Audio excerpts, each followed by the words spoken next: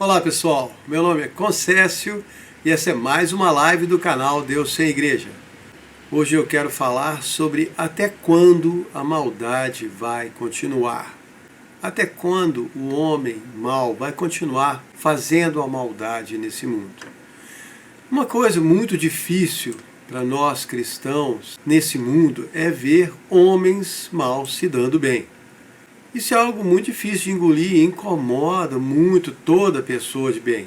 Mesmo quem confia em Deus e sabe que a justiça divina nunca falha, mesmo quem sabe que no céu tudo vai ser diferente, mesmo quem sabe que o juízo vai vir sobre os homens maus, ainda assim é difícil ver toda a maldade do homem e ficar em paz.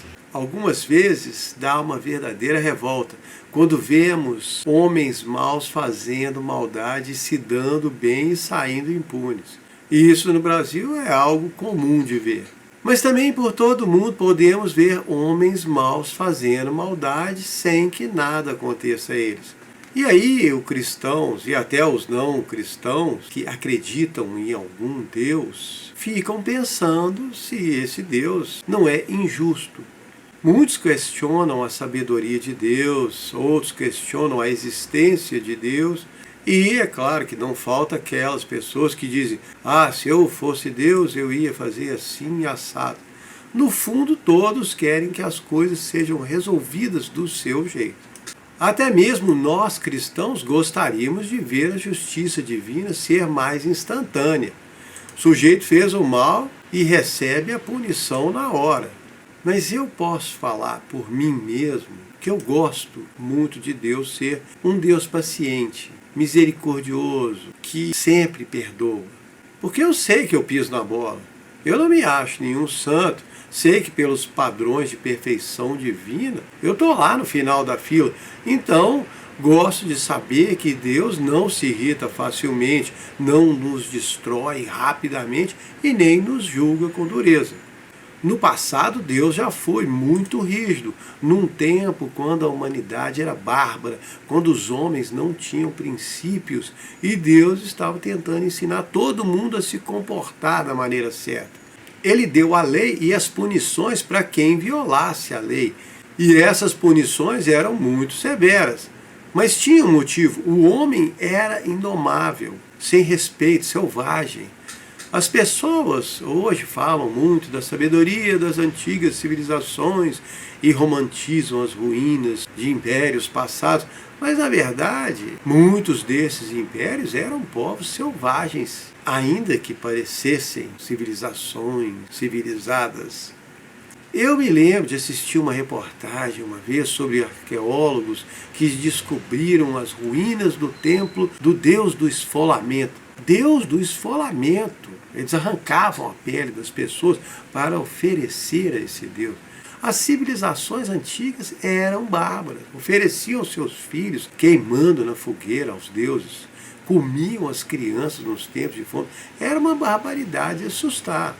O respeito ao ser humano foi ensinado por Deus através da sua lei, e foi um ensino forçado.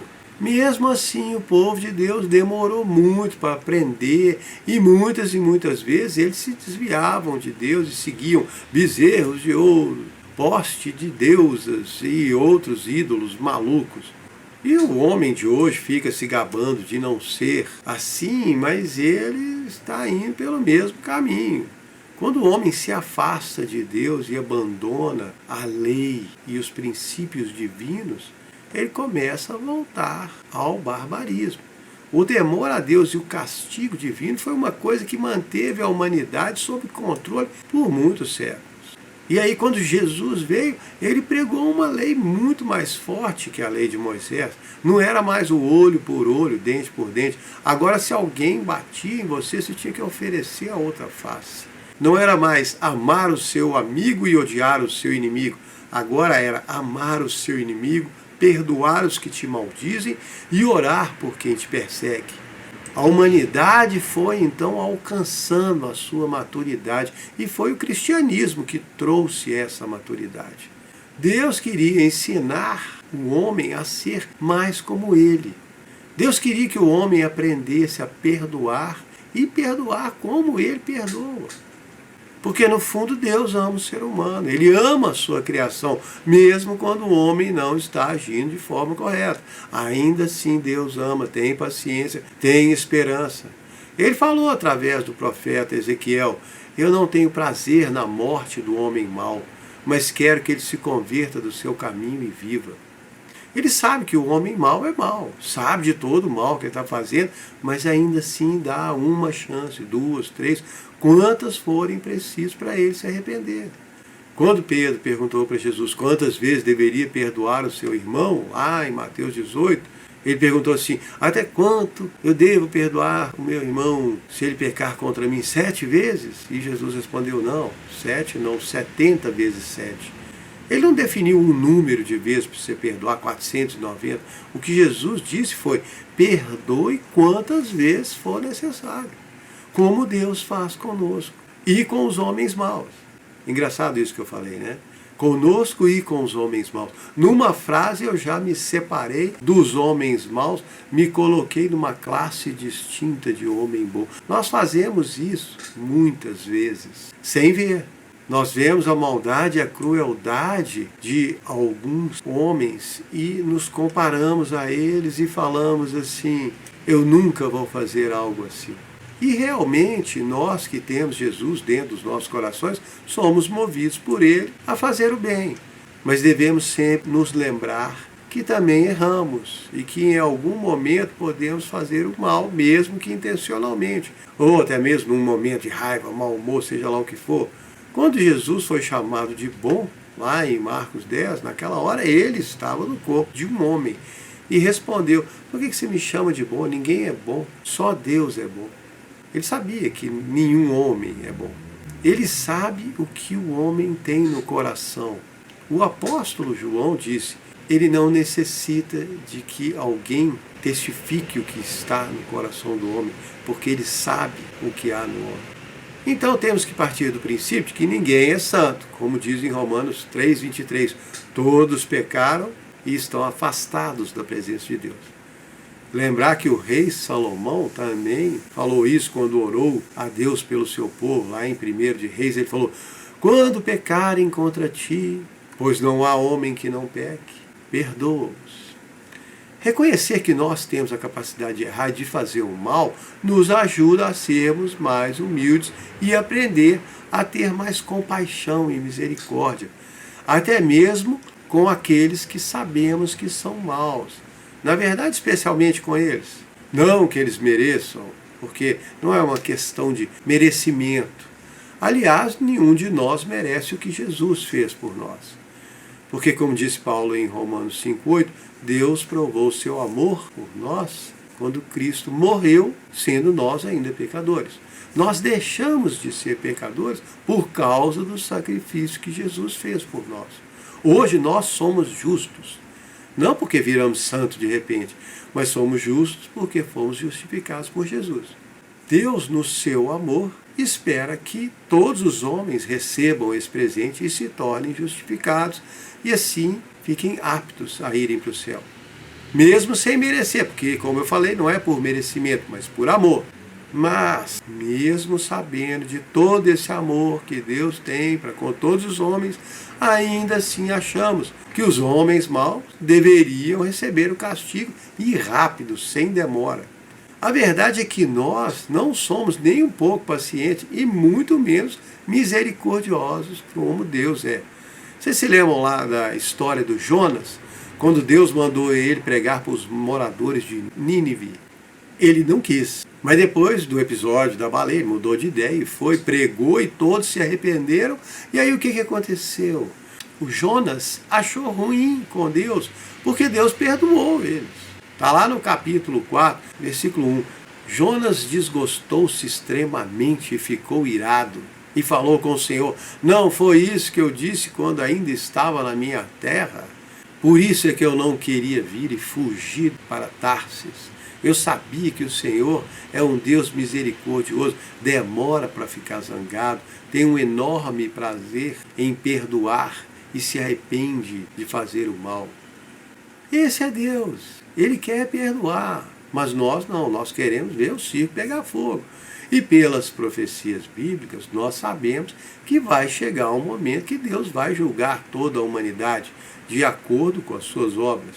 Os cristãos não vão ser julgados nesse dia, graças a Deus, ou melhor, graças a Jesus, porque Ele se sacrificou por nós, e como nós recebemos esse sacrifício e o reconhecemos como nosso Salvador e Redentor, então já fomos justificados. Como eu disse antes, no dia do juízo, enquanto Deus reúne todos os mortos de todas as eras, em frente a Ele e abre todos os livros da vida de cada um, e abre o seu grande livro da vida para ver quem ainda vai ser encontrado nele. Nesse momento, nós estamos lá atrás com Jesus e os anjos assistindo tudo. Vai ser um evento único, o julgamento de toda a humanidade. No capítulo 20 do Apocalipse, conta que todos os mortos, grandes e pequenos, vão estar lá diante de Deus. Conta que o mar vai entregar os seus mortos, a morte também vai entregar os seus mortos, e o além, o outro mundo, vai entregar os seus mortos. Aqueles que ficaram presos em algum lugar no mundo espiritual vão ser entregues para estar lá. Ou seja, todos os homens de todas as eras, menos aqueles que receberam o sacrifício de Jesus, porque Ele pagou a conta por nós. Os cristãos já foram ressuscitados por Jesus, foram levados para o céu. Jesus foi que falou isso em João 14, quando disse: eu vou preparar um lugar para vocês e virei outra vez e os levarei para mim, para que onde eu estiver, vocês estejam lá também. Eu acho isso muito reconfortante. Só de saber que eu não vou estar naquela fila do juízo final morrendo de medo, já vale a pena. Ser salvo por Jesus é o melhor presente de todos. Mas voltando ao nosso tema, mesmo assim, sabendo de tudo isso, nós ainda não gostamos de ver os homens maus se dando bem nessa terra. E na verdade isso não vem de hoje. O Salmo 73 fala disso. Quanto a mim, os meus pés quase se desviaram, faltou pouco para que eu escorregasse, porque tive inveja do homem arrogante quando vi que ele prosperava. Não vi sofrimento na sua morte, o seu corpo era forte e sadio. Eles ficam livres de problemas normais e não sofrem como os outros. Por isso usam o orgulho como um colar e a violência como uma capa. Seu coração está cheio de maldade e sua mente só faz planos perversos. Zombam de Deus e falam coisas más, fazem planos para oprimir os outros. Falam mal de Deus e a sua língua orgulhosa dá ordens a todos. E até o povo de Deus segue o seu caminho e acredita no que dizem.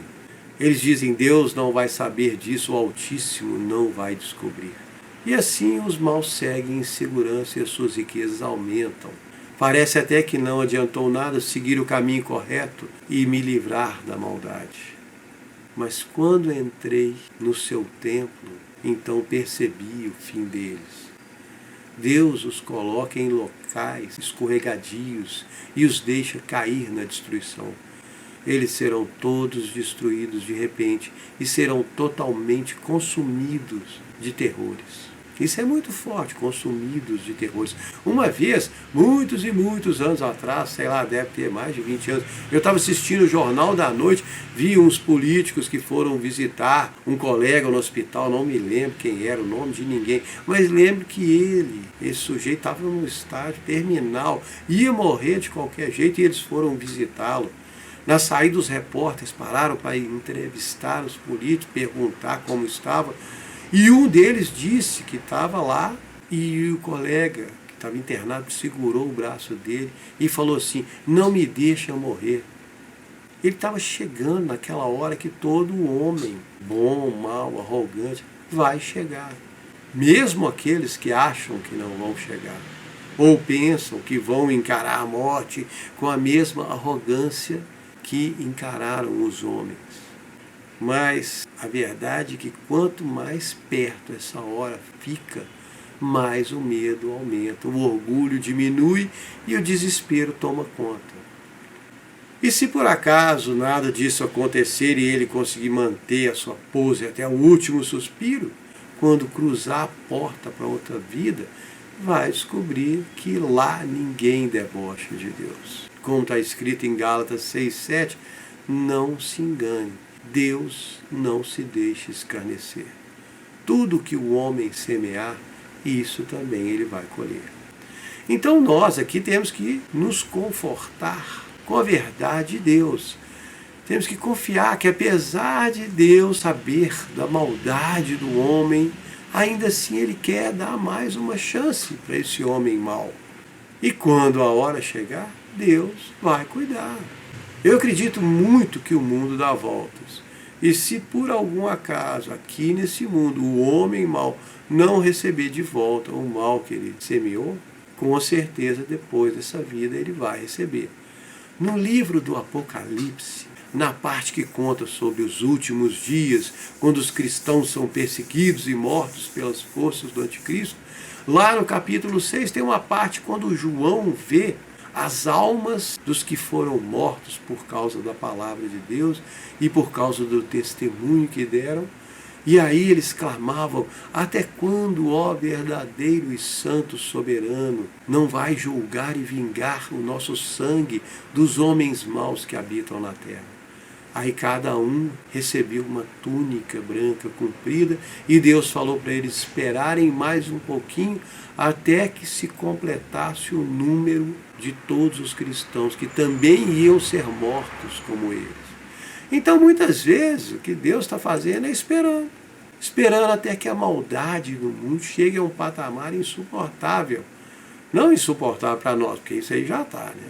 Mas insuportável para Ele. E aí Deus vai ter a última palavra. E a coisa não vai ficar boa para a galera do mal. Não vão ter como fugir, nem para onde fugir. Quando chegar aquele momento, no capítulo 6 do Apocalipse, fala que o céu se enrola como um pergaminho. O mundo espiritual vai aparecer diante de todos. Os montes e ilhas vão ser removidos dos seus lugares. Aí os grandes, os maus, os arrogantes vão se esconder nas cavernas e nos penhascos e pedir para eles: caiam sobre nós e nos esconda do rosto daqueles que está sentado no trono e da sua ira, porque chegou o seu grande dia e o que nós podemos fazer? Então, gente, se em algum momento da sua vida você sentir raiva, revolta, ficar zangado por causa de toda a maldade que acontece nesse mundo, da impunidade, de todo o mal que os homens fazem para todo lado, pare um momento e se lembre que o seu destino é muito diferente desses que hoje parecem estar se dando bem enquanto fazem o mal. Lembre do que diz o Salmo 37, viu o homem mau cheio de prepotência se espalhar como as árvores na terra natal, mas ele passou logo e já não existe. Procurei e não o encontrei.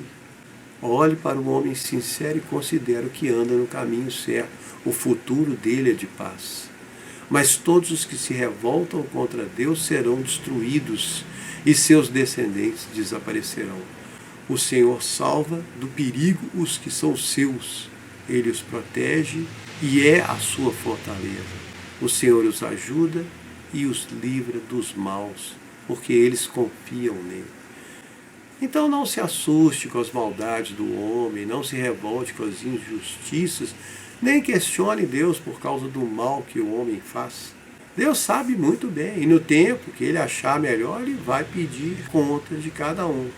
E cada um deles vai ter que encarar Deus um dia, isso é inevitável. Enquanto isso, o nosso destino é morar com Jesus onde Ele estiver.